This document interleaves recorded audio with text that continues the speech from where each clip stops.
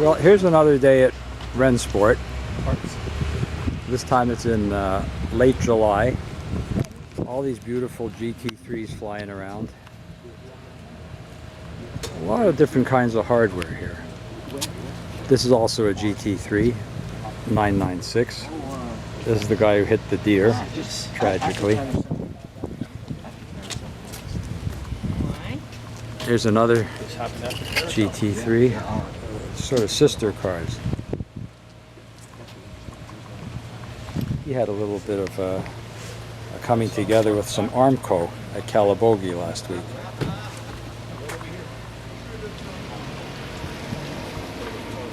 So far, I'm lucky. My car is pristine. No damage to it yet. We just swapped tires right to left today. Here's a beautiful little Cayman, driven by a young woman, Julie. She's a very good driver. And these cars are fast. Very fast. It's the whole range. I mean, they're Boxsters, mid-engine cars. And they're much lighter. They stick very, very well. And they really are quite potent on the track.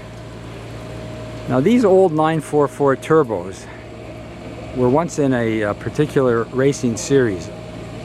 They're actually very fast cars. The gearbox is at the rear, engine is at the front. They have tremendous balance. And what guys have done, they haven't been made for about 15 years, 20 years. They gut the insides and literally turn it into a full race car. As you can see, this car is single purpose. Very noisy, of course. 6-point harness to keep you locked into your seat.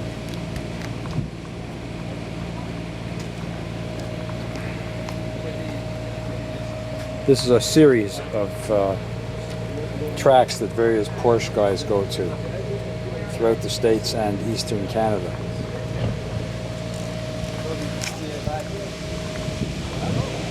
It's sort of an endless parking lot of beautiful equipment.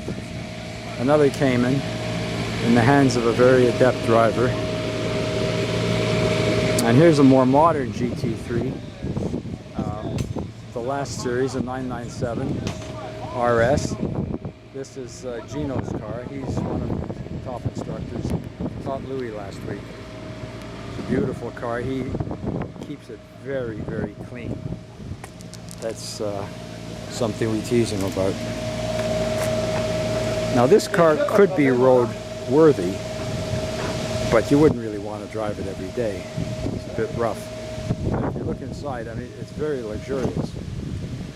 It is a race car, but it has all the amenities. Aircon, radio, probably got Bluetooth.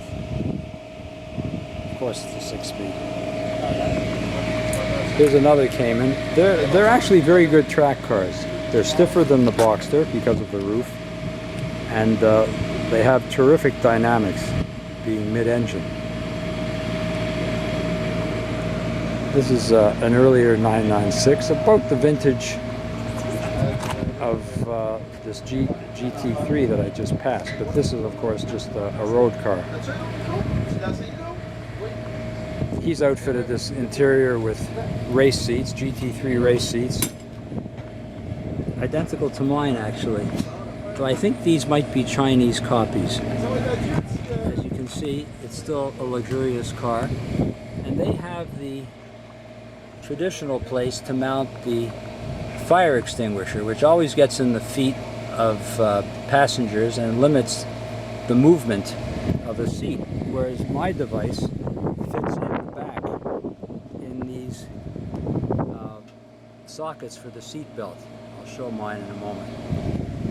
Here's an older 911. This is Ann's car. She's a very good driver. A little timid. Rarely goes alone, though she's very capable. She usually likes to have an instructor with her. This is probably a mid-70s car.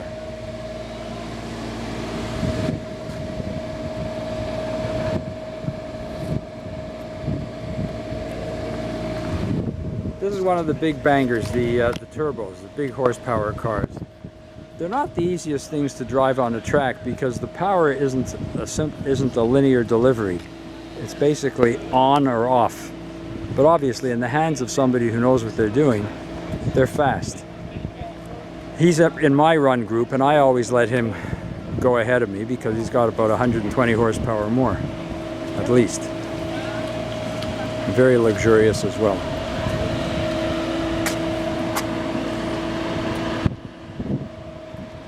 This is the current GT3 RS.